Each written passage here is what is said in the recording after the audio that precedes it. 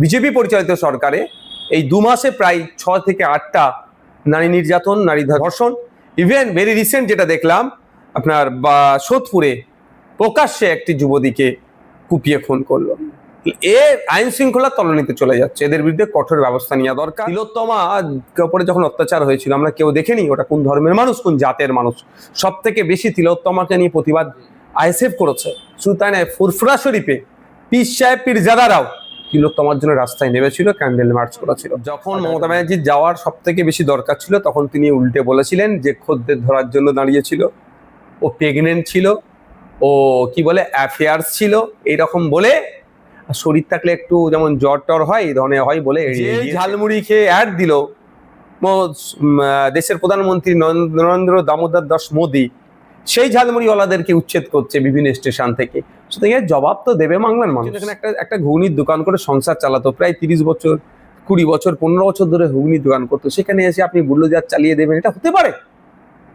এটা welfare state একটা, তার কি করে হতে পারে? এটা তো রাজা আর প্রজাদের মতো আচরণ হচ্ছে। আমি বারবার বলে এসেছি, আমাদেরও পার্টির যারা সমর্থক কড়া ভাষায় আমার হুইপ দিয়ে আছে, কলেজের স্টুডেন্ট ছাড়া কলেজে কেউ না প্রবেশ করতে পারে। স্বাভাবিকভাবে যখন কলেজে স্টুডেন্ট নয় যারা প্রবেশ করতে চাইছে, কলেজের বাকি স্টুডেন্টরা সেটাকে প্রোটেস্ট করেছে, প্রতিবাদ করছে। এটা তো স্বাভাবিক। দুরবস্থার প্রশ্নের সম্মুখীন সংখ্যালঘুরা হচ্ছে, এর জন্য তো দায়ী মমতা ব্যানার্জি। এড়িয়ে যেতে পারে না। শিক্ষায় সংখ্যালঘুদের অবস্থান কোথায়? কর্মসংস্থানের সংখ্যালঘুদের অবস্থান কোথায়? সাচার কমিটির সুপারিশগুলো কি বাস্তবায়ন করেছে? শুধুমাত্র ভোট ব্যাংক করে রেখে মুসলমানদেরকে ধ্বংস করেছে।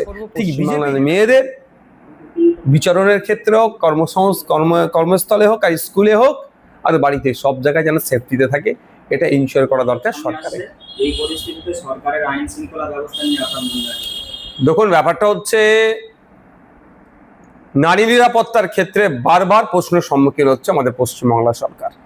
বিগত সরকারের আমলেও এই ধরনের আমরা দেখেছি নারীদের উপর অত্যাচার কোনো অংশে কমেনি। আর বর্তমান যে সরকার চলছে, বিজেপি পরিচালিত সরকারে এই 2 মাসে প্রায় 6 থেকে 8টা নারী নির্যাতন, নারী ধর্ষণ, ইভেন ভেরি রিসেন্ট যেটা দেখলাম আপনার সোদপুরে প্রকাশ্যে একটি যুবতীকে কুপিয়ে খুন করলো। আইন শৃঙ্খলা তলানিতে চলে যাচ্ছে, এদের বিরুদ্ধে কঠোর ব্যবস্থা নেওয়া দরকার।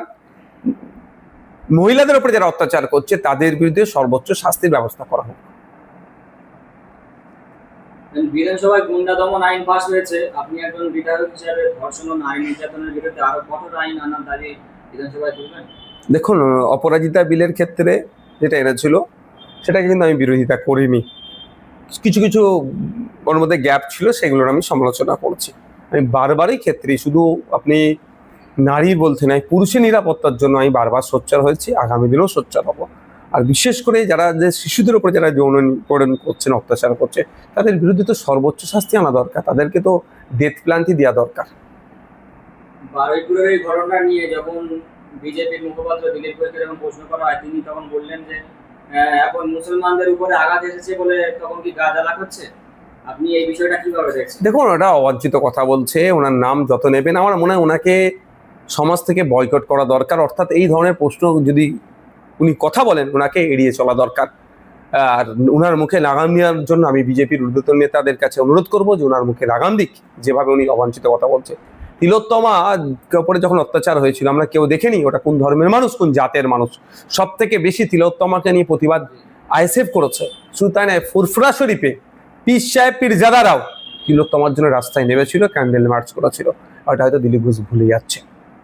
ভাইজান, বাংলায় 15 বছর ক্ষমতায় মমতা ছিল, আমরা দেখিনি কোনো ধর্ষণের জায়গায় মমতা গেছে। বড় বড় মোমবাতি রিমির ধর্ষণ দেখেছেন তো, বিশাল বড় পথ মিছিল। কি বোঝাতে চাইছে আমরা? মানে দেখুন, যখন মমতা ব্যানার্জির যাওয়ার সব থেকে বেশি দরকার ছিল তখন তিনি উল্টে বলেছিলেন যে খদ্দের ধরার জন্য দাঁড়িয়েছিল, ও প্রেগনেন্ট ছিল, ও কি বলে অ্যাফেয়ার্স ছিল, এইরকম বলে শরীর থাকলে একটু যেমন জ্বর টর হয় এই ধরনের হয় বলে এড়িয়ে গিয়েছেন। এখন উনি সিম্প্যাথি কুড়ানোর জন্য গল্প করছেন। বাংলার মানুষ মমতা ব্যানার্জিকে রিজেক্ট করেছে, আর নতুনভাবে নেবে না। আর এই বিজেপি 2 মাসে যে অন্যায় করছে, আগামী দিনে বাংলার মানুষ এই বিজেপিকেও রিজেক্ট করবে। তৃণমূল যে কাজটা করছে, বিজেপি তো সে কাজ, পার্থক্যটা কি রইল ভাইয়া? হ্যাঁ, সেই জন্যই তো মানুষ আবার পরিবর্তন চাইবে। যে মানুষ আজকে ভোট দিয়ে নিয়ে এসেছিল বিজেপিকে, যে ঝালমুড়ি খেয়ে অ্যাড দিল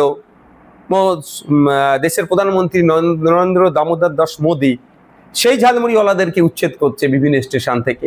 সুতরাং এর জবাব তো দেবে বাংলার মানুষ। যে হাইকোর্টের একটা নির্দেশ হয়েছে পুনর্বাসন ছাড়া হকার উচ্ছেদ নিষেধ, তাহলে এবারে কি হকার বাসের মুখে হাসি ফুটবে? দেখুন, এটা তো অনেক আগেই হকার অ্যাক্ট আছে, আইন আছে। স্বাভাবিকভাবে দেশ হচ্ছে জনগণকে নিয়ে, জনগণকে ছাড়া দেশ নয়। যাই আইন হোক না কেন, জনগণের স্বার্থে আইন। তা আপনি যে একজন এখানে একটা ঘুগনির দোকান করে সংসার চালাতো, প্রায় 30 বছর, 20 বছর, 15 বছর ধরে ঘুগনির দোকান করতো, সেখানে এসে আপনি বুল্ডোজার চালিয়ে দেবেন? এটা হতে পারে? এটা ওয়েলফেয়ার স্টেট একটা, তার কি করে হতে পারে এটা? এটা তো রাজা আর প্রজাদের মতো আচরণ হচ্ছে। তো তার জন্য একটা বিকল্প ব্যবস্থা করে দিয়ে তাকে ওখান থেকে সরাতে হবে। হ্যাঁ, আমরা রেলের এক্সটেনশন হোক, রেলের পরিকাঠামো বাড়ুক, রেলের লাইন বাড়ুক, এর পক্ষে আমি। এগুলো করতে গেলে অবশ্যই কিছু না কিছু ক্ষেত্রে হকারদেরকে সরাতে হবে, কিন্তু সরাতে হবে মানে এই নয় তাদেরকে উচ্ছেদ করে দিতে হবে, তাদেরকে বিকল্প ব্যবস্থা দিতে হবে।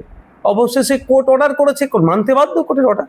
এমন একটা আইন হোক না ভাই, ধর্ষণ বিরোধী বাংলাদেশে পুরো মুছে যায় একদম। এমন একটা আইন।